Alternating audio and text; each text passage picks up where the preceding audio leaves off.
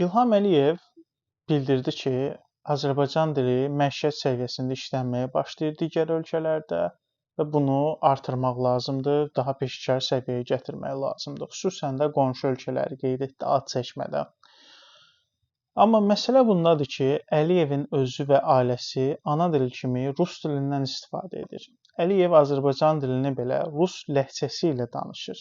Yəni rus dilli bir Azərbaycan dilini sonradan öyrənib necə danışırsa, Əliyev də Azərbaycan dilini bu şəkildə danışır.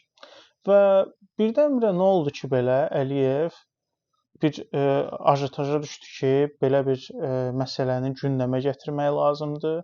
Güya azərbaycanlıların xaricdə Azərbaycan dili danışmasını dəstəkləmək lazımdır.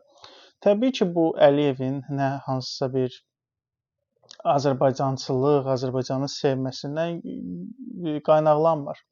Əliyev daim türklərdən öz zibillərini, öz pop-sürlərini örtmək üçün istifadə edibdir.